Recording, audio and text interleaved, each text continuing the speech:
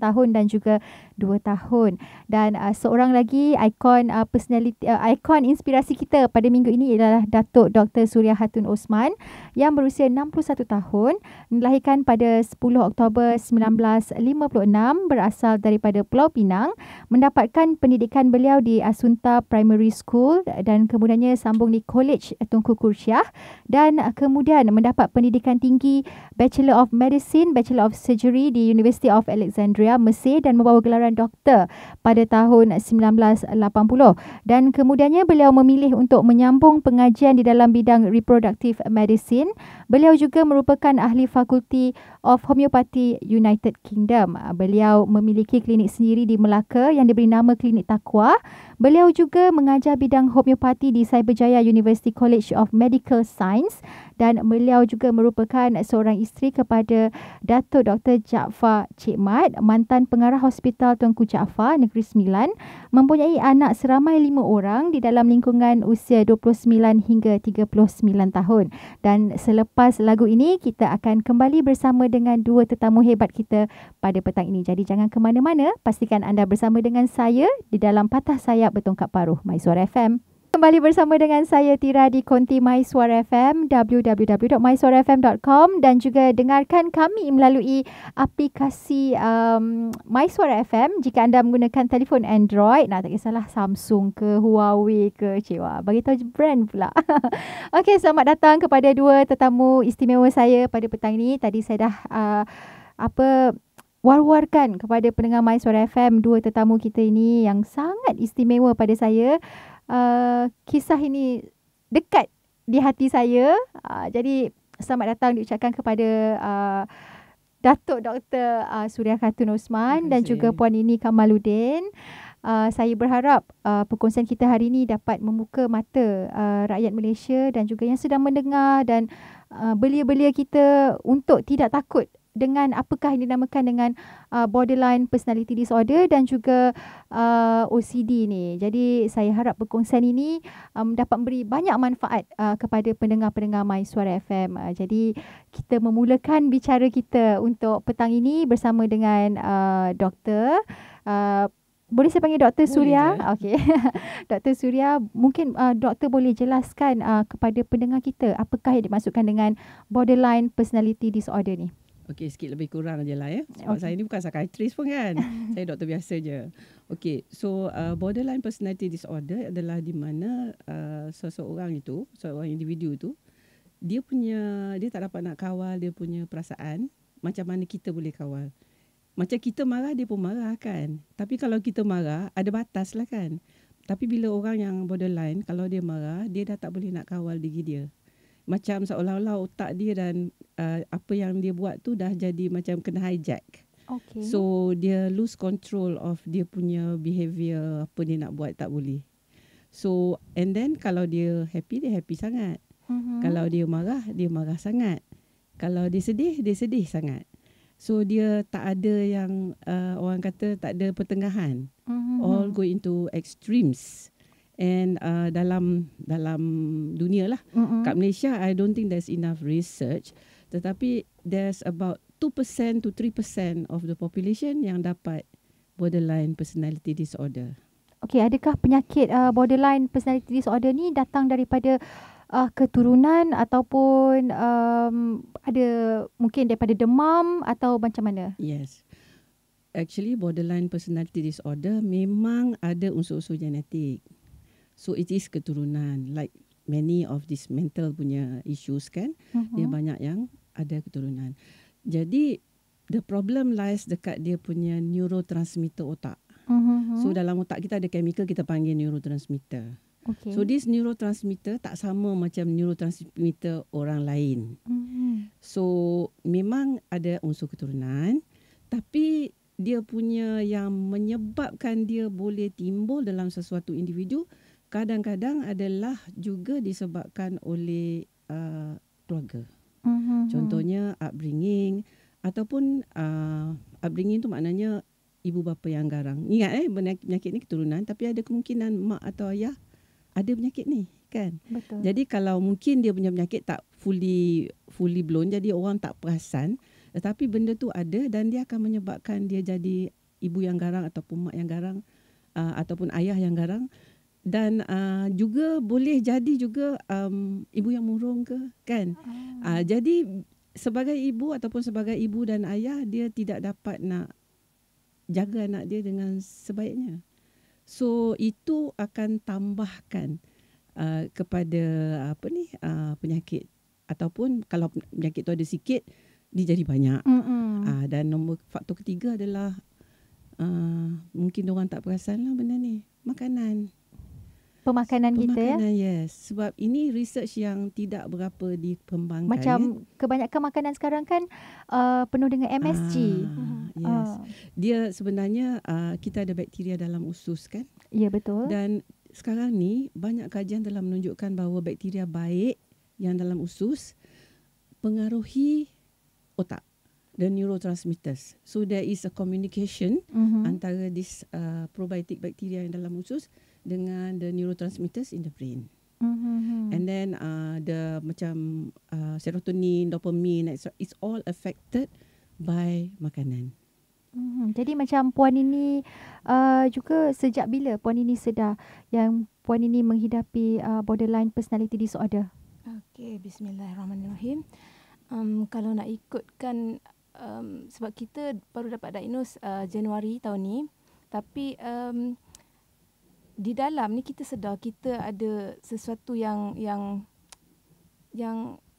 tak normal, tapi kita tak tahu apa. Masa umur 21 memang dirujuk pada psikiatris, ada a few situation yang jadi, tapi masa tu pengetahuan tentang mental illness ni memang sikit. Kita ingat depression je. Okay, depression. Jumpa psikiatris pun saya tension doktor, saya macam saya tak boleh, saya tak suka dengan keadaan. So doktor pun cuma bagi rawat kita tentang depression. Bila sakit lain dirawat cara lain, kita sebenarnya tak sembuh. Dan borderline ni dia banyak macam hide everything. Macam di dalam dia seorang yang sangat teruk. Macam okey, boleh kata busuk hati, pemarah, pendendam.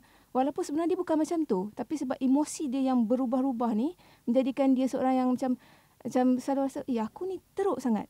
Tapi aku tak boleh bagi orang tahulah aku ni siapa, sebab nanti aku tak ada kawan. Nanti semua tak suka. Jadi kita hide everything. Termasuk dengan psikiatris pun kita hide. Dan bila dengan psikiatris sebulan sekali dan sesi pun tak panjang, jadi psikiatris tak dapat nak detect masalah sebenar. So 2 tahun setengah yang pertama tu kita treatment memang sebagai depression. So tak baik. Tapi berlakonlah macam okey, saya dah okey doktor, sebab saya dah letih lah. Macam makan ubat, nothing happen sebenarnya. Okey, tapi doktor pun tengok okey, doktor discharge. Tapi umur 24 jadi sekali lagi dan dirujuk sekali lagi pada psikiatris. So yang tu 3 kali je saya pergi, lepas tu saya lari. Di situlah masalah dia, sebab saya lari sebab saya rasa macam benda sama je. Macam dulu juga, tak ada apa perubahan. Masalah dalaman aku masih belum selesai, tapi aku pun tak tahu apa masalah aku. Dia fikir macam tu. Jadi kita lari. Dekat situ silap sebenarnya. Sebab bila kita lari, psikiatris tak dapat detect apa masalah kita sebenarnya. Betul. Jadi lepas lari tu kahwin, dan secara jujurnya saya memang kesian pada pasangan saya, sebab hidup dengan borderline bukan sesuatu yang mudah lah. Sangat susah bila borderline tu sendiri rasa dia seorang yang sangat susah memahami diri dia. Dia macam mana yang hidup dengan dia. Jadi cuma waktu tu kita tak tahu kita ni ada borderline. Kita cuma aku ada something wrong inside. Tapi apa tak tahu. So kita fight. Saya fight dengan masalah dalaman ni bertahun-tahun tanpa tahu apa masalah sebenarnya. Cuma satu word je, depression. Even masa first time cakap dengan Dr. Su pun saya depression. Actually depression is only a part of borderline. Dia bukannya bukan main problem. Betul. So bila dah kahwin, ada anak satu masalah, anak dua bertambah masalah sebab kita tak boleh cope dengan emotion kita. Benda yang sikit sangat boleh mengamuk sampai nak bunuh anak. Actually bukan salah anak pun. Contohnya macam anak sulung Hani. Okay, Hani tolong ambilkan buku tu kat depan. Dia pergi, dia cari buku tak jumpa. It's normal sebenarnya. Banyak mak yang akan, ya Allah depan mata tak jumpa. Tapi borderline, dia punya marah tu ekstrim sampai macam kesalahan tu sangat besar sampai pukul anak tu macam anak tu sampai nak pingsan. Ekstrim. Kita tak boleh kontrol. Tapi kita tahu, aku tak sepatutnya marah macam ni. Kenapa aku marah? Tahu, tapi dia tak boleh kontrol. Emosi tu sangat ekstrim. Dan yang ketaranya perubahan emosi ni dia split sekejap. Dalam satu hari, kami melalui emosi berubah-ubah yang banyak. Pagi kita bangun, kita positif sangat. Energi banyak. Happy. Satu benda kecil trigger, kita boleh jadi murung. Murung sampai tak boleh nak buat apa dah. Tak boleh nak bangun dah.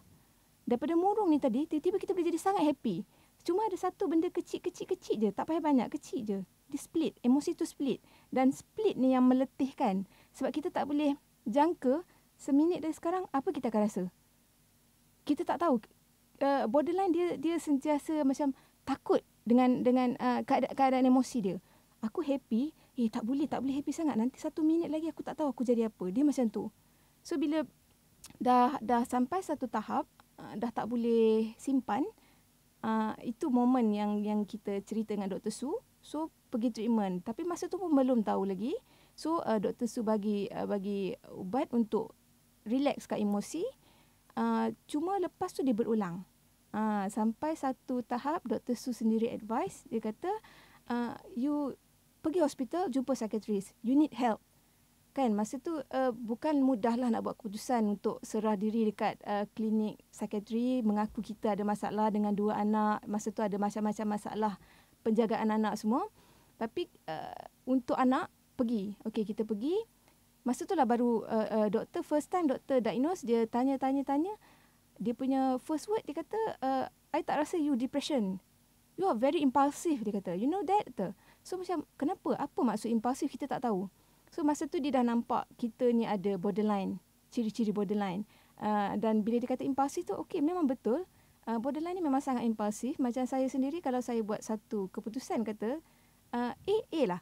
Tak ada siapa boleh tukar. Kalau siapa cuba tukar, saya akan mengamuk. Even Dr. Su pun pernah sebenarnya. Bila dia cuba nasihat saya, sebenarnya saya tahu nasihat dia tu betul, tapi saya tak boleh terima.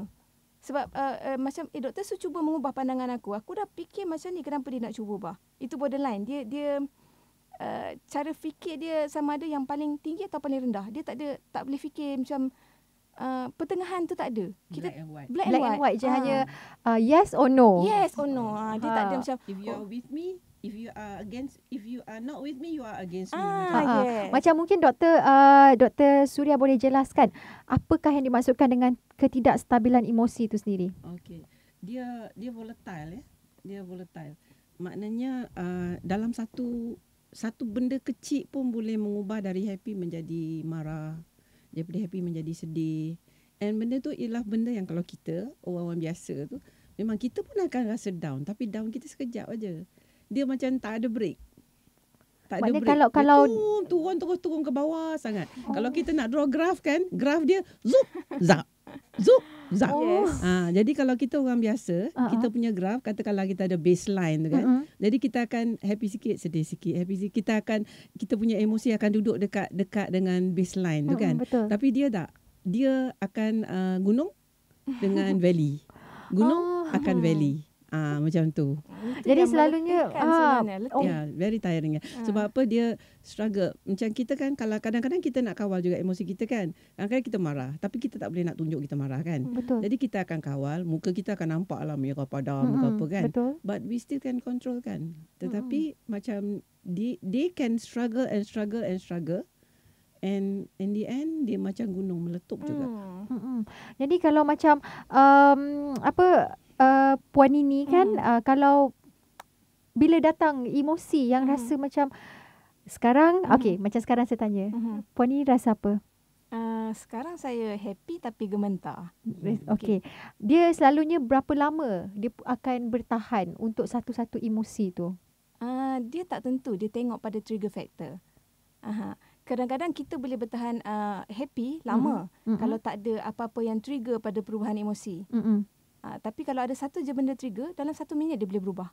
Macam borderline, dia selalu ada pemikiran tentang bunuh diri, mati. Sebab kita punya sakit dalaman tu dia sakit yang tak dapat digambarkan, terlalu sakit sebab kita struggle untuk emosi tu macam ketat dada ni nak tahan semua. Tak sampai tahap tak mampu dan kita rasa macam aku tak layak hidup lah.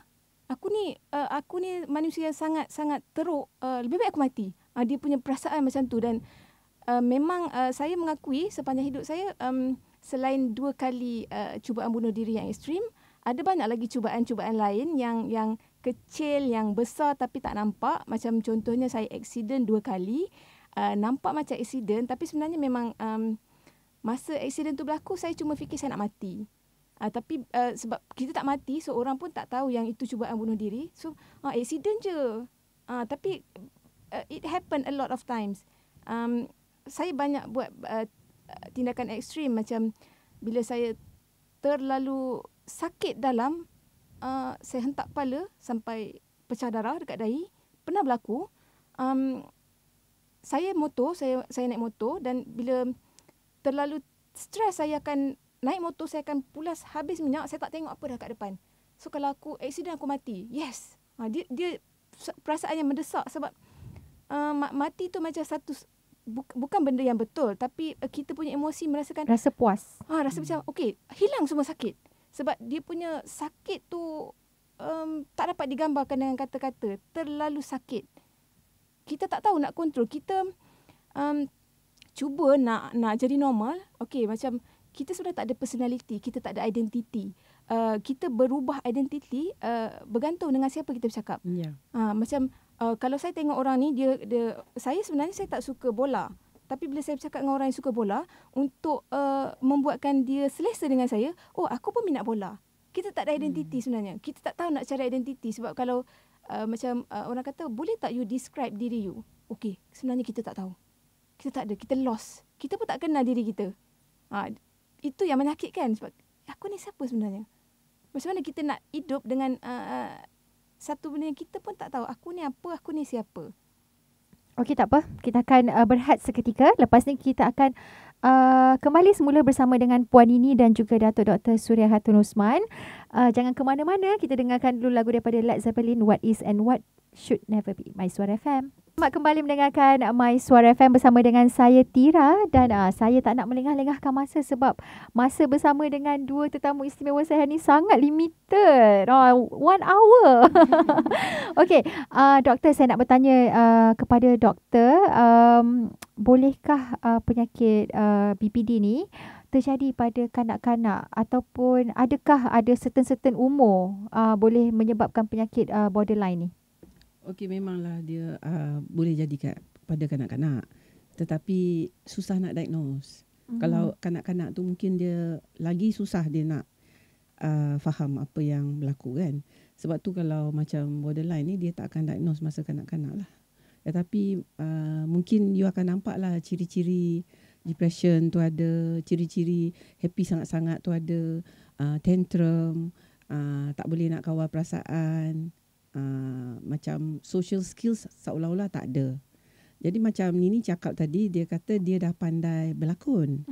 Tetapi kanak-kanak mungkin dia belum sampai peringkat yang dia belajar untuk berlakon. Dia akan tunjukkan segalanya. Dia akan tunjukkan segala-galanya. In fact, Nini tak cerita ni, dia kecil-kecil pun dia dah pernah jumpa psikiatris, betul tak Nini? Ada masalah yang lain yang actually ada kaitan dengan dia punya masalah sekarang tu. Yang boleh menyebabkan benda ni berlaku macam ni lah. Jadi macam Puan Nini macam doktor dah jelas cakap tadi, Puan Nini pernah berjumpa dengan doktor masa kecil lagi. Disebabkan penyakit apa tu? Okey, masa tu kencing malam. Kencing malam ni berlarutan setiap malam dan lebih sekali. So kita dah pergi hospital, doktor cuba bagi ubat. Cuma ubat tak jalan, tukar ubat tak jalan sampai setahun. Doktor kata ini bukan masalah sebab sakit yang perlukan ubat fizikal. So doktor umur 8 tahun doktor refer pada psikiatris. Masa tu sampai 10 tahun kalau tak salah ingatan saya, diagnose dia traumatic lah, PTSD. Dia selama 8, 9, 10 tahun tu memang under treatment, tapi kita tak ada perubahan. masih kencing malam, masih kerap, sebab macam doktor kata tadi, early childhood kan memang ayah garang. Jadi dia tak ada perubahan dalam walaupun jumpa psikiatris sampai dah 3 tahun tapi tak ada perubahan. So ayah kata macam tak apa, stop. Sebab kalau dah 3 tahun pergi tak ada perubahan, tak payah pergilah, dia kata. So start daripada umur 10 tahun kita stop sampai umur 13 baru saya full tak kencing malam. Bermakna sampai saya form 1 saya masih kencing malam.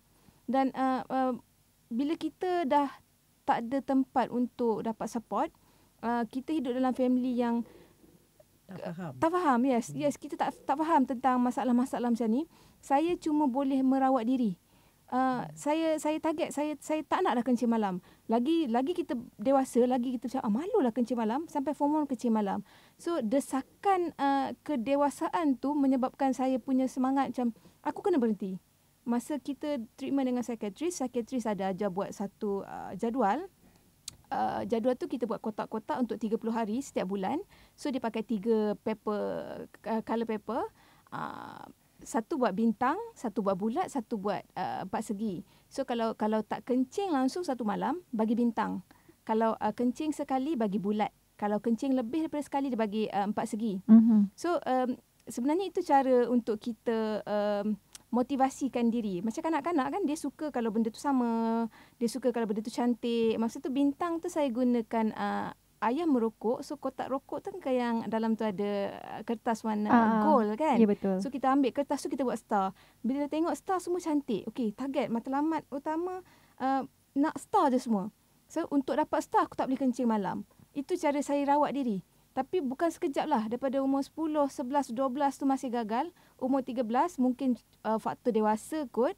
Bila kita dah masuk alam sekolah menengah, baru saya stop sepenuhnya. Saya dapat semua full star. Masa tu okey, aku dah stop. Aku dah berjaya. Tapi bila stop kencing malam, sebenarnya itu titik perubahan kepada peribadi. Masa tu kita dah lost. Sebenarnya aku ni siapa? Usia 13 tahun tu kebanyakan remaja sedang mencari identiti dia. Waktu tu saya dah tak jumpa dah. Saya dah tak tahu siapa saya. Sebab masa kita kanak-kanak, kita lain. Bila kita umur 13 tahun tu kita dah lain. Dan perubahan tu kita tak sedar berlaku. Sebab kita terlalu fokus untuk ubah kita punya kencing malam. Kencing malam ni bukan sesuatu yang nampak remeh. Tapi kalau orang tahu, orang akan gelak. Lagi buat kita down. Lepas tu bila dalam family, dah sampai umur 12 tahun masih kencing malam, mestilah mak ayah mesti marah lah kan. Tapi dia orang marah bukan sebab dia orang tak faham. Jadi kita dalam tekanan, bila start umur 13 tu sebenarnya dah banyak dah konflik dalaman berlaku. Di mana hubungan dengan kawan ada masalah. Tak pernah ada hubungan yang tak ada masalah. Kita mula close dengan sesiapa sahaja.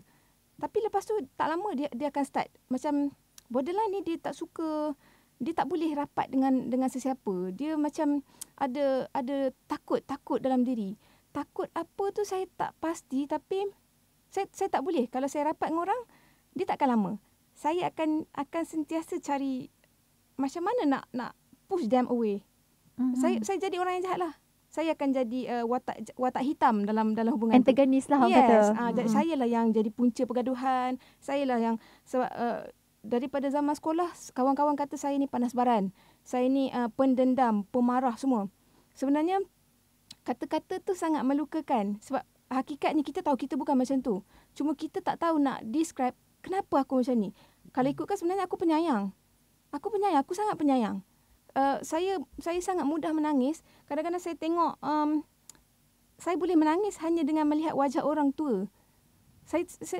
Dia tak ada apa pun. Dia just lalu saya tengok dia kenapa sedih, saya boleh menangis. Sampai macam tu saya macam kesiannya dia. Tapi berubah kalau ada benda trigger, saya jadi marah macam bukan saya. So kita tak ada identiti. Jadi doktor, mungkin doktor boleh kongsikan kaedah ataupun rawatan-rawatan yang boleh dilakukan bagi penghidap BPD ni. Yes. I think apa yang Nini buat tu is apa yang dia perlukan untuk baik. For one thing, memang you have to actually see a psychiatrist kan, untuk nak dapat dia punya what's happening with me, so that dia boleh faham keadaan dia macam mana. That's the move yang dia dah buat. Of course, kalau doktor hospital, psychiatrist, dia akan bagi drug. Drug tu adalah mood stabilizer. Contohnya Depakote, Tegretol, those are mood stabilizers. I'm sure Nini familiar dengan ubat-ubat ni kan. But this ubat really never dia boleh bagi orang, you know, you can function in this tenang sikit, dan you make life easier untuk orang keliling. Tetapi dari segi you punya dalaman and you punya fulfillment of this life, memang it's not easy to go on drugs and to feel fulfilled. Sebab apa? Sebab dia jadi blunt. Kita punya mind becomes dull. So kita punya actions pun mungkin jadi malas, jadi letih. And you know there's also weight gain and all that kan. Betul. So sekarang ni dia orang kena, I mean the pakar-pakar dalam bidang ni have to find other ways and means. And one of the ways yang kita nampak adalah psychotherapy lah. Okay. So, I'm not a psychiatrist. Saya bukan psikologis juga. Tapi saya emotional coach. Okay. So, emotional coaching adalah satu benda yang saya boleh buat dan saya dapati ia memang menolong ini. And what among the things yang emotional coach buat, dia is a form of psychotherapy juga. Dia macam almost like CBT and all the other things. Banyak nama lah. Saya pun tak ingat nama-nama tu semua. But the important thing is self-awareness. Kita sedar, why is this happening? One thing kan, I do notice, and in fact memang saya baca literature about borderline personality, orang-orang borderline personality ni dia extra pandai. Saya tak nafikan yang itu, sebab kalau saya tengok pada Puan Nini punya Facebook tu, dengan dia punya design, dengan dia punya ni semua, saya memang kagum. Yes, she is smart, she is talented, and she got strong will. These are also characteristics of this borderline personality, and they're very, very sensitive. I think one of the things that make it worse untuk orang-orang macam Nini ni, dia very sensitive and dia dapat, orang kata, peka kepada emosi orang lain. You put somebody angry in the room, she becomes angry. I think hari ni dia tenang, dia happy sebab kita dua orang baik kan. Kita banyak bergelak ketawa. Okay, so the main thing about it is to become self-aware, and ini macam tu. The other thing is untuk nak dapat monitor perasaan diri. So bila dia dah start nak jadi marah, dia bukan terus akan meletup tau. Dia ada point-point yang dia akan, okay, I'm getting angry. Macam kalau Incredible Hulk tu, don't make me angry. You won't like it when I'm angry kan. So dia kena monitor diri dia to that point, and then kita ajar kat dia intervention diri sendirilah. One of the things yang saya pernah ajar, I think your friends taught you kan. Saya ajar kawan-kawan dia, because we have a support group tau. We have a emotional support group. So dia jumpa, dia buat mak jemaah, perjumpaan mak jemaah. And then they taught the technique that I taught, because masa tu I didn't have the time to teach her. Dia ajar kat Nini emotional freedom technique. So saya dah cakap Nini, the minute you feel your emotion changing, the minute dia punya happy jadi sad ke, excitement jadi depression ataupun anger ke, you start tapping. So this tapping is a way untuk nak stabilize dia punya emosi balik. The emotional freedom technique ni is tapping on the meridian points. Even kalau macam dalam Islam juga mengajar kita, contohnya kalau kita tengah berdiri tu kita marah, kita duduk. Yes. Jadi itu salah satu cara juga kan? Kind of like you don't allow it to go the full cycle. Yes. Sebab kita dah interrupt the cycle, and then kita intervene, and masa kita intervene tu, in that gap ada masa untuk dapat tenangkan balik perasaan ke apa ke. And I think one of the reasons why macam Nini dia tak boleh nak jaga anak-anak dia by herself, kalau dengan orang tak apa, by herself, is that bila dia start marah, dia memang kena pas anak dia kat orang lain. Yes. Dia kena pas anak dia kat orang lain and terjun dalam bathtub ke apa ke, baru okey, betul tak? Betul. That's right. Betul. Jadi macam Puan Nini, penerimaan keluarga Puan Nini bila mereka mengetahui kan yang Puan Nini menghidapi borderline personality disorder, kalau Puan Nini selesa untuk berkongsi, kita kongsikan, tapi ikut keselesaan Puan Nini. berkenaan dengan family ni sebenarnya kalau saya nak cakap kita masing-masing ada masalah sebab saya boleh sure yang borderline ni saya warisi daripada ayah. Jadi bila borderline dengan borderline, dalam keadaan kita tak tahu yang kita borderline sebenarnya, hubungan tu bukanlah sangat baik. Dan sampai sekarang saya masih mencari kekuatan dalaman untuk balik kepada family. Saya sayang family saya, sangat sayang. Keluarga adalah segala-galanya untuk saya. Cuma bila ada banyak sangat masalah yang melibatkan isu dalaman, di mana saya sendiri belum dapat cope dengan emosi saya cuba bagi ruang dan masa untuk saya kuat supaya kita boleh duduk dan bincang dengan family. Buat masa ni family mungkin tahu, cuma mungkin belum faham. Saya macam ayah, saya boleh kata di borderline sebab daripada dulu saya selalu nampak diri ayah dalam diri saya. Apa yang ada pada ayah, ada pada saya. Tapi macam ayah saya panas baran. Sebab kita put the word panas baran. Sebenarnya bukan panas baran. Tapi disebabkan penyakit tu sendiri. Dan saya nampak ayah selalu tiba-tiba marah. Tapi kalau dia baik, dia sangat baik. Sangat macam penyayang sangat. Dan saya, aku ni macam ayah sebenarnya. Tapi bila kita sembang dengan adik-beradik, cakap, ayah ni panas baran sangatlah, cepat marah sangatlah. Macam adik-beradik tak suka. So saya dapat, kalau panas baran, cepat marah ni orang tak suka. Jadi itu yang menyebabkan saya mengubah diri. Walaupun sebenarnya benda tu ada, tapi itulah berlakon tadi. Kita manipulate semua. Sebab kita tak nak. Nanti kalau ni mesti orang tak suka aku nanti. Kan kita tak nak benda tu. Sebab kalau orang tak suka pun jadikan satu beban. Borderline ni dia mudah salah faham. Macam contohnya, saya cakap dengan Dr. Su depan ni, saya tak ada nak cakap belakang. Dr. Su, saya faham Dr. Su seorang yang sangat simple dan dia seorang yang sangat sibuk. Bila kita teks dengan Dr. Su, kadang-kadang saya tulis panjang. Dr. Su cakap, dah, simple. Borderline, dia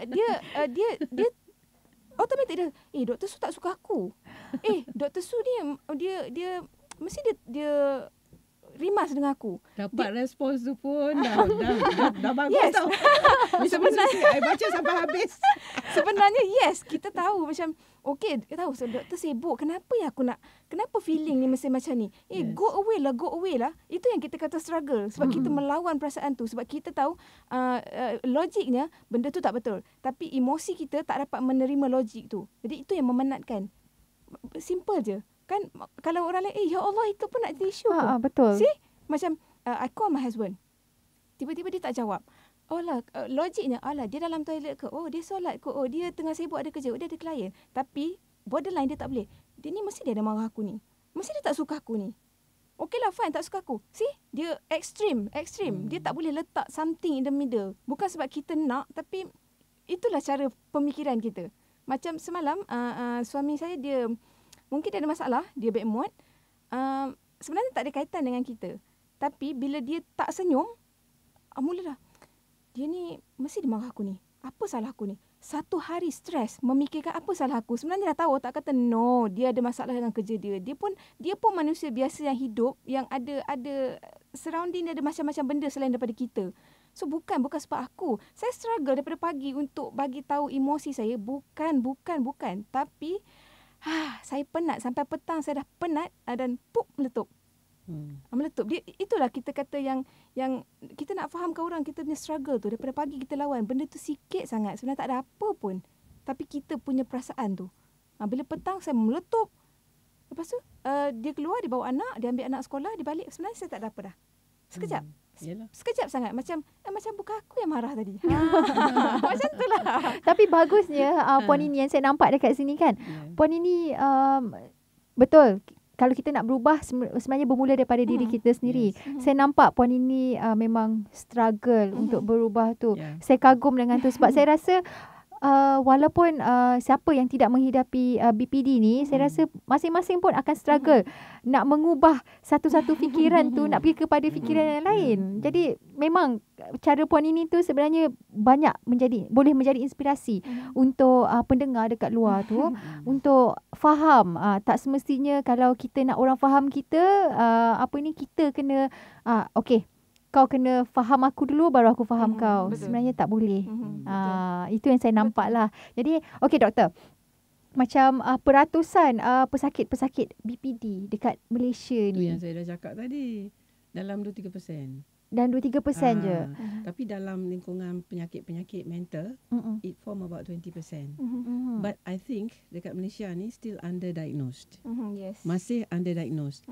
Dia akan ingat manic depressive because it's very close. Bipolar disorder dengan borderline personality ada kesamaan. beza kan? Ada kesamaan. Ada beza, ada. tapi ada kesamaan. Ada kesamaan dan ada perbezaan. Dengan skizo memang beza sangat-sangat lah sebab skizo ada delusion.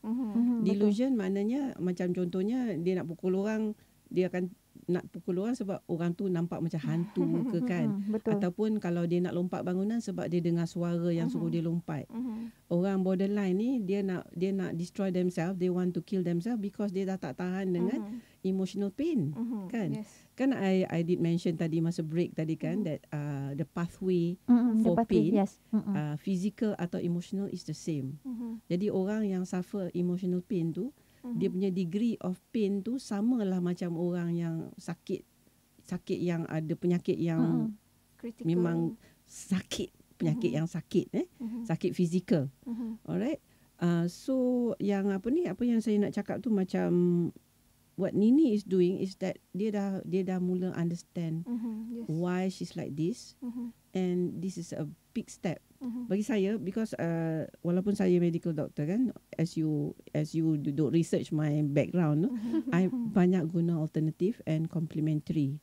So one of the bidang yang saya buat adalah spiritual and emotional healing, and the other bidang yang saya buat adalah homeopathy juga. But in all of this ada something in common. Before you can become better, before you boleh baik, you have to develop awareness. Awareness of the problem. Yes. Jadi kat mana dia duduk, apa yang you nak buat. Kan? And the other thing that saya lupa nak cakap tentang cara management is food. Saya ingat Nini can also explain a bit more about what dia buat tentang diet dia. Tentang diet Puan Nini. Puan Nini selalunya kan macam yang kita faham, kita baca setiap kali kalau saya tengok iklan dekat TV mesti mempromot makanan-makanan yang penuh dengan MSG, which is honestly, frankly, saya memang tak pernah menyokong makanan MSG. Jadi Puan Nini boleh jelaskan tentang diet yang sendiri. Puan Nini amalkan untuk atasi masalah PPD ni. Okey, saya pun nak explain detail, saya tak pandai lah. Cuma saya di bawah treatment dengan Dr. Hafiz Sulaiman. Dia memang pejuang kesihatan lah, dan dia banyak buat kajian yang relate antara pemakanan dengan sakit mental. So bila saya jumpa dia ada bagi satu protokol pemakanan, apa yang saya perlu elakkan makan dan apa yang saya perlu makan. Sebab bila kita makan, yang pertama sekali gula putih. Okey, gula putih ni memang saya, ini sebelum ni memang saya dah lama cut sebab anak eczema. Bila kita breastfeed, itu memang dengan Dr. Su sendirilah sebelum tu. Jadi gula putih memang kita pantang.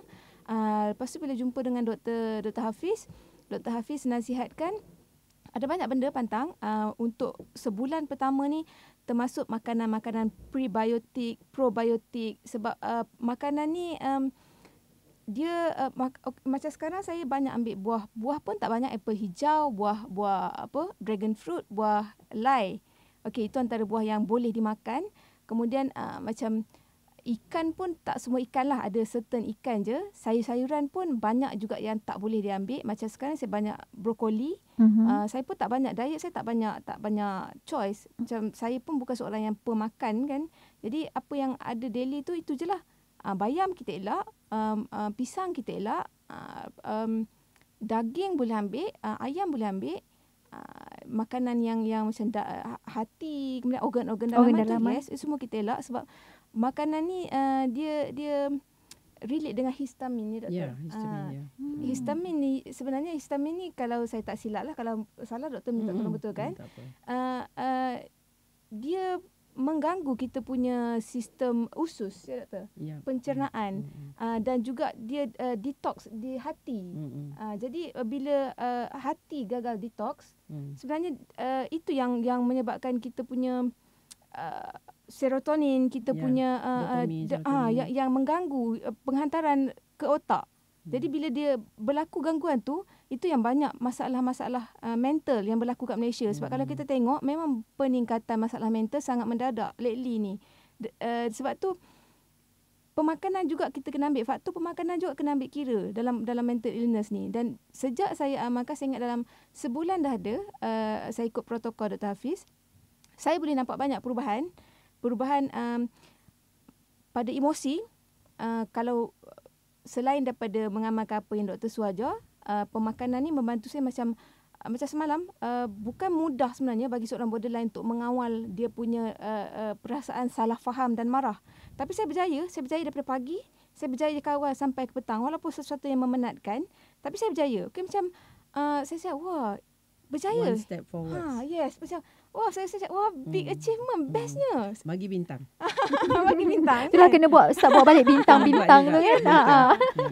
Okay, yang protokol yang Nini ikut ni, jangan semua-semua ikut. Yes. Sebab apa? This one you have to see the pengamal dengan dia kena tailor-make kepada orangnya. Betul. Kalau jumpa saya I use homeopathy more than I use makanan. Tetapi at the same time, sama prinsip-prinsip saya, avoid junk food, avoid processed food. Yes. Apa dia processed food? Okay, the main thing is gula putih lah. Kalau you tengok gula putih tu, dia nampak macam something coming out from the chemical lab, betul tak? Betul. Doesn't look like food, does it? Betul. So itu prinsip utama. Kalau you tengok kepada you punya paket makanan tu, you nampak nama-nama yang pelik-pelik tu, that's not food. So that is processed food. Okay, that termasuklah anything yang comes in a package. Sauce. Yeah, anything that comes in a package yang ada banyak chemicals. Why?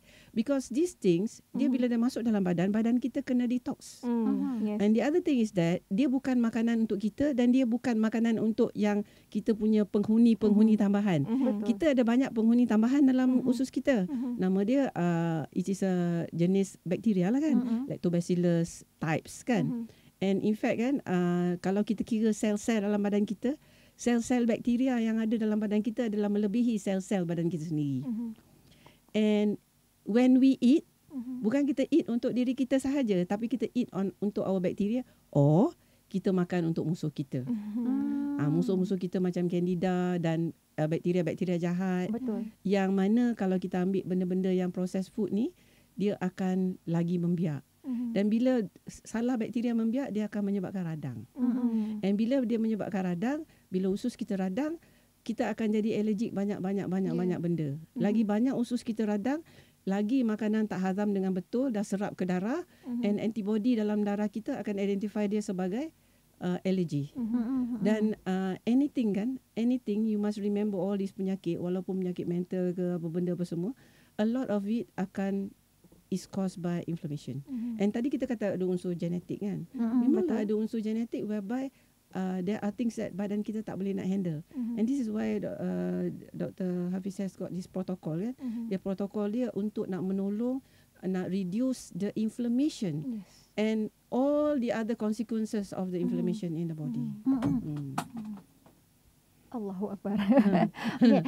Jadi itu ada sedikit sebanyak perkongsian berkenaan dengan borderline personality disorder.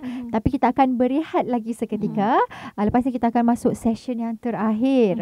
Jangan ke mana-mana. Pastikan anda terus bersama dengan saya Tira dan juga dua tetamu istimewa saya pada petang ini. Kita dengarkan lagu untuk wanita-wanita di luar sana dan khas untuk Puan Nini dan juga Dr. Surya. Lagunya bertajuk Wanita Seluruh Dunia. My Suara FM. Kembali mendengarkan My Suara FM bersama dengan saya Tira dan dah dekat pukul 3.30 tapi tak apa, kita akan lanjutkan sedikit masa untuk membicarakan berkenaan dengan borderline personality disorder bersama dengan Puan Nini Ruspawan dan juga kita akan bersama dengan Datuk Dr. Surya Khatun Osman. Jadi jangan ke mana-mana, terus setia dengan My Suara FM ni. Ini ada soalan daripada pendengar My Suara. Katanya doktor, panas baran termasuk dalam BPD tak? Sebab dia rasa lost control juga kalau dia marah. Okay. First and foremost, Janganlah lepas ni dah dengar pasal borderline, semua orang duk diagnose diri dia borderline ya. Jadi this is very dangerous. It's not something yang to be taken lightly untuk nak dapat borderline personality disorder. Itu nombor 1. Nombor 2, anger management problem is anger management problem. You kena differentiate that it is maybe isolated. Anger management. Okay, memang anger management ada kaitan dengan banyak penyakit. Macam kalau budak-budak kecil autistik, dia memang akan ada temper tantrum dan sebagainya. Kalau orang tua-tua ni, kalau OCD pun, obsessive compulsive disorder pun, dia boleh ada anger management problem. Sebab apa? Everything must be perfect kan. Kalau tak perfect, dia akan marah. And then anger management is itself boleh by itself. Okay, nak kata panas barang, saya pun panas barang. Semua orang ada panas barang kan? Banyak orang ada, bukan semua. Bila saya jumpa pasien yang tak reti marah tu, saya kadang-kadang jealousnya aku. Macam mana dia boleh macam mana dia boleh handle. Tapi kan saya rasa kelebihan orang yang ada panas barang ni ialah dia kena berjuang untuk atasinya, dan bila dia atasinya, dia become a super person daripada orang yang tak reti marah. Kan? In fact, tak reti marah tu ada penyakit lain tu. Sebab saya ada pasien yang pernah call saya, doktor, saya dah pandai marah. Sebab it's a torture not to be able to be angry. Okay, saya terfikir macam mana So anyway, nak cakap balik pasal anger management problem. Dia memang kalau boleh janganlah makan ubat-ubat untuk nak manage your anger. Tetapi anger management problem, kita boleh attend kelas anger management problem. Tu satu, macam Angry Bird ingat tak cerita Angry Bird the movie kan, dia kena pergi attend anger management tu kan. But in the end, kalau you tengok cerita tu sampai ke sudah, you will realise that actually he solve his anger management problem by understanding dia punya role in life. Dia punya ni. So kita memang kena jumpa somebody lah. Kalau jumpa saya pun boleh lah. We will go to the root of the matter. What is it that makes you angry? Sebab apa? Maknanya kan, orang yang sedang meletup tu, dia punya base emotion is irritation, irritable, ready to burst. Macam get ready je. Okay? Jadi macam type A macam tu, something inside macam tu. Jadi bila kita pegang sikit, hi Nini, how? Kenapa you tanya? Kan? Macam saya kan, kadang-kadang tu kan, kalau I get so annoyed orang tanya dah makan ke belum tau. Apa kau peduli aku dah makan ke tidak? Tapi kan bila saya dah tua ni kan, saya fikir balik, alamak, orang tu was just trying to be nice. You nak marah. So maknanya dia punya basic emotion tu is antagonistic. So kita kena betulkan basic emotion tu macam mana. Tadi when we were discussing tadi masa music tu, you cerita pasal baca Quran. Betul. Kan. And then faham agama, spiritual. Kalau macam ada yang non-Muslim pun dengar tu, remember something lah. Dia ada banyak kat situ cara-cara untuk nak dapat base emotion yang peaceful. How? Base emotion yang peaceful tu datang daripada mana? Daripada jiwa yang tenang. Macam mana nak dapat jiwa yang tenang? You have to be orang yang ada fulfillment, kan? Kadang-kadang when you are not happy, you are not fulfilled, memanglah you have anger management problem. So you have to find your passion. And you have to live your passion. Okay, tak boleh sangat, kita banyak munajat, doa, minta kepada Allah. And don't forget, ada satu zikir pada nafas. And dia ada breathing exercises, banyak agama ada, Islam pun ada, cuma kita banyak tak tahu. Sebab apa, bila kita nak solat tu kan, dia ada cara breathing dia sebenarnya. Bila you ni, and kalau you tahu, kalau kita baca-baca Quran tu kan, memang macam kita tahu, you have to stay in one breath ke apa, those are actually breathing exercises. True. And kita tak tahu, tetapi itulah actually akan datangkan base emotion kita tu. Kita punya emosi dasar tu tenang. Orang yang emosi dasar dia tenang, dia akan marah juga. Tetapi marah dia is not marah yang control the whole body or the whole system. Sebab marah dia is superficial. Okay? Sebab dalam tu is tenang. It's like can you think of a tornado kan? Tornado berputar. Kat dalam tu tenang. Okay, itu yang kita nak achieve sebenarnya. Tak marah pun tak boleh. Sebab anger, righteous anger is mustahak. Bila kita ada righteous anger, barulah kita akan berusaha untuk nak betulkan yang tak betul. Right? Betul okay. juga. So maknanya you do not want to hapuskan your anger. But you want to control your anger. Bukan macam Imam Ghazali kata kan, marah tu macam kuda out of control. The kuda is controlling where dia nak pergi. You akan ikut kuda tu, kalau dia jatuh gaung, you pun jatuh gaung. Betul. But you want to be in control of your kuda. Jadi marah tu, jangan marah tu control you, tapi you kena control marah. Macam you tunggang kuda, you control kuda tu. That's it. Kalau dia nak pergi ke gaung, kita boleh tarik dia balik. Kita boleh tarik dia balik. Betul. That's right. Kalau saya nak tambah, bukan tambah lah, sebenarnya macam bila tadi soalan dia, kalau dia panas baran, tak boleh kontrol. Bagi borderline, kita punya marah yang tak boleh kontrol tu, okey, saya bagi contoh. Basuh pinggan. Pinggan tu bila banyak, macam kita target 10 minit, tak habis, kita akan marah pinggan. Pinggan tu kena marah. Bodoh, kenapa kau banyak sangat? Mula maki, dia akan keluar maki. Dia bukan sekadar kat mulut tau. Dia punya marah tu kat dalam jiwa sampai macam sakit. Kenapa marah? Sidai kain. Okay, kita dah hang baju. Banyak lagi bila nak habis ni. Mulalah campak. Bodoh lah baju ni. Yes. Marah yang tidak logik. Okay, itu borderline. Lagi apa contoh saya boleh bagi macam, okay, saya menjahit. Ini saya ada 2 kawan yang memang dah diagnose as BPD, borderline. Saya tak sebut nama lah. Saya panggil yang perempuan S, yang lelaki Y. Okay, S ni dia banyak sama dengan saya, kahwin, ada anak dan dia menjahit juga. Kami pernah sembang, saya tertarik dengan satu ayat dia kata, kita ni kat ni, kita menjahit nak cari duit, dia kata. Tapi bila customer hantar banyak-banyak tempahan, kita marah sebab kenapa banyak ni, aku jadi kerja aku bertambah-tambah. You see, sangat tak logik. Tapi intense emotion tu you cannot control. Yes, itu borderline. Jadi kalau macam doktor Su cakap lah, jangan diagnose diri sendiri. Kalau rasa macam ada masalah, first kali jumpa doktor, rujuk psikiatris. Jangan diagnose. Salah diagnose bahaya. Sangat bahaya. Sebab ada setengah orang ni dia macam takut bila dengar je doktor psikiatri, mesti dia terus relate gila. Itu sebenarnya bukan stigma negatif. Itu yang sebenarnya saya cuba dekat Facebook saya, yang saya cuba ubah benda ni lah. Sebab banyak macam yang tak sanggup nak mengaku walaupun dah didiagnose, dia malu nak mengaku.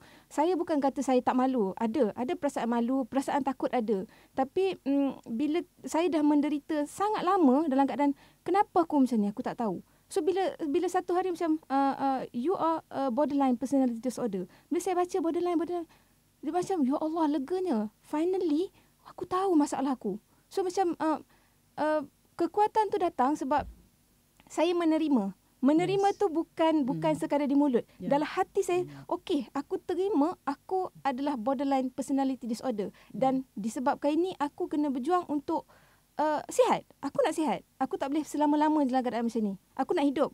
Dalam otak aku, hati aku yang ada cuma nak mati. So aku tak nak mati. Mati tu bukan pilihan yang baik. Aku nak hidup. Itu yang sebab saya banyak juga dapat soalan-soalan kawan Facebook. Macam mana Kak Nini cari kekuatan? Sebenarnya saya tak kuat.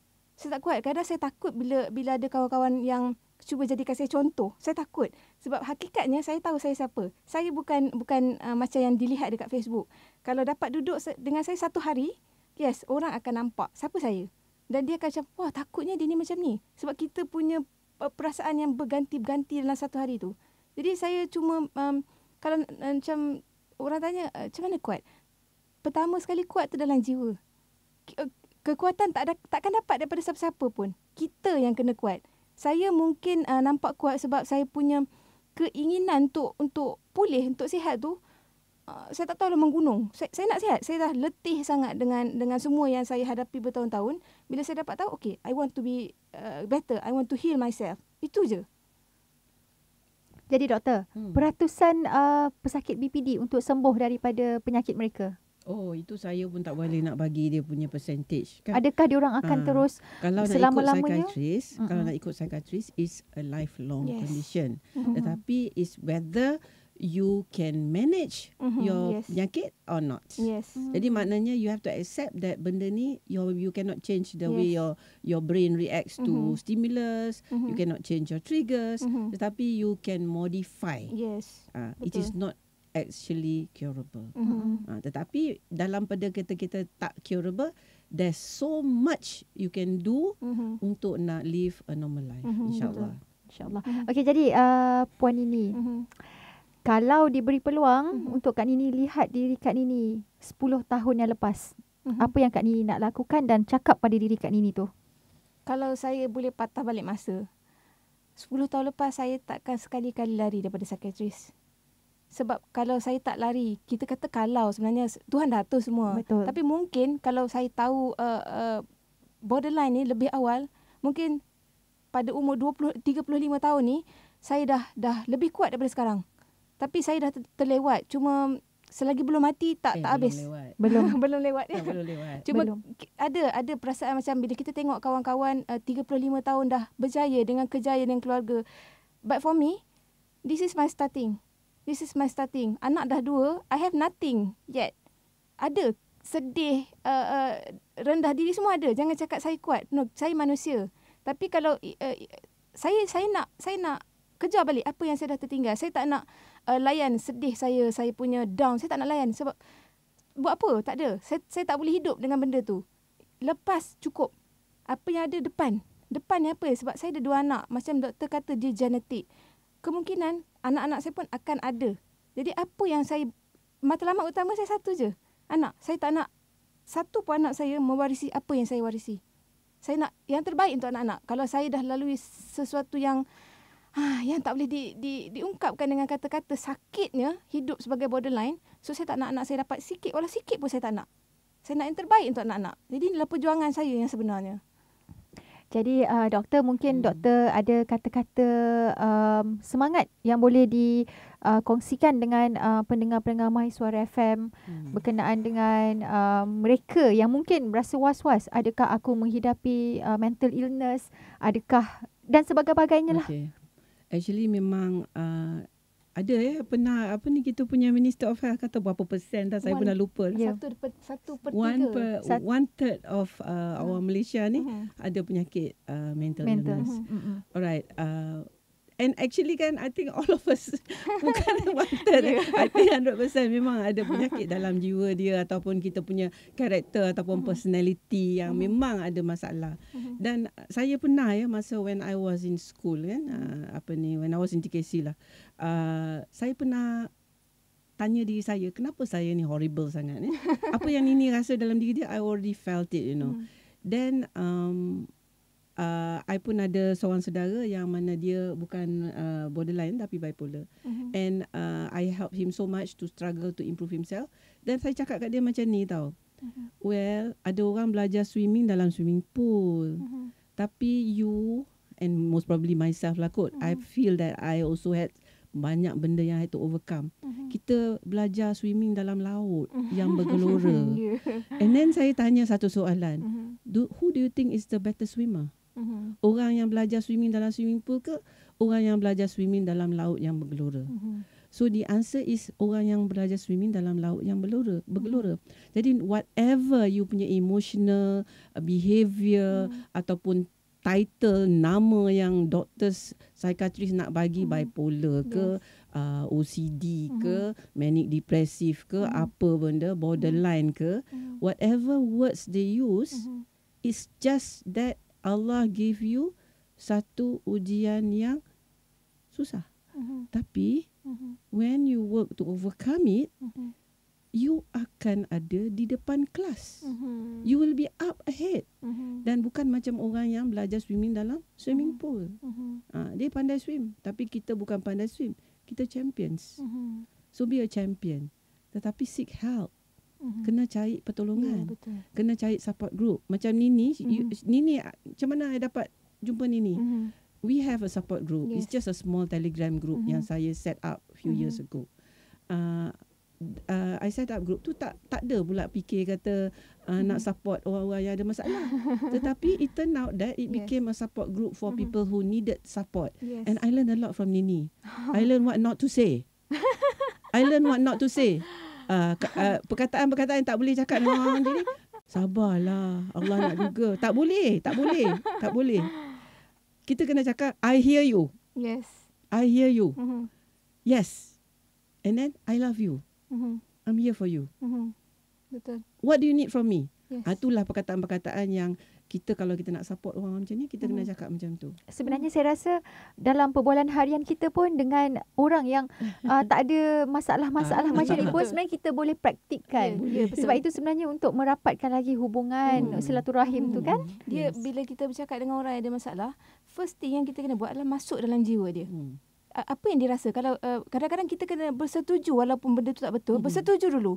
Bersetuju, kemudian baru pelan-pelan kita beritahu dia benda tu tak betul. Jangan bangkang dulu. Sebab dalam keadaan jiwa dia tengah bergelora, kita nak bangkang kata, sabarlah, ingat Allah, kau tak boleh macam ni. Oh, masa tu kan macam nak bagi penumbuk. Tak. Bukan, bila kita cakap jangan bukan kata perkataan sabar tu salah. Betul, sabar. Cuma masa dalam keadaan tak betul. Yelah, timing tu salah. Betul. Salah. Itu saja. Okey, jadi Puan Nini nak bagi kata-kata semangat kepada mereka di luar sana. Kalau ada saya nak cakap, cuma bantu diri sendiri. Kalaupun satu dunia tongkatkan kita, kalau kita tak mau bangun, kita tak akan mampu bangun.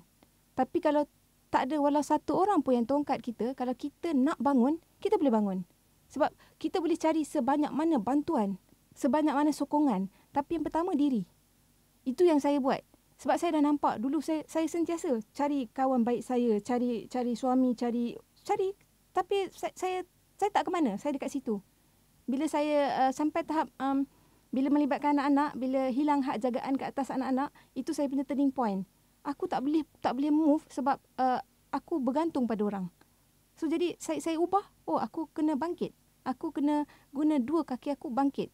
Itu je cara untuk move on. Jadi kalau ada yang dekat luar sana, saya tak boleh nak cakap macam mana saya cari kekuatan. Kekuatan Allah bagi. Kita yang kena usaha. Kena ada kemahuan untuk sembuh. Kena ada kemahuan untuk tolong diri. Itu je. Tips dia tak ada apa. Itu sahaja. Okey, jadi terima kasih banyak-banyak diucapkan kepada dua ikon inspirasi saya pada minggu ini, Puan Nini Ruspawan dan juga Datuk Dr. Suria Hatun Osman. Terima kasih banyak-banyak sebab sudi datang ke Konti My Suara FM. Saya sendiri rasa macam, memang honestly saya rasa teruja. Sebab saya sendiri pun kadang-kadang tertanya-tanya macam mana orang-orang yang berdepan dengan masalah begini, mereka menghadapi kehidupan harian mereka. Dan walaupun saya tak dapat sepenuhnya gambaran tu, tapi saya harap dengan perkongsian ni dapat membuka dan juga dapat memberi manfaat untuk semua orang yang sedang mendengar ketika ini, untuk supaya kita jangan give up, supaya kita berusaha untuk mengubah nasib diri kita sendiri. Jadi insyaAllah kita akan berehat seketika dan terima kasih banyak-banyak Sama-sama. untuk dua ikon inspirasi saya. Assalamualaikum. Kejap lagi kita jumpa lagi. Waalaikumsalam. Okay, dah.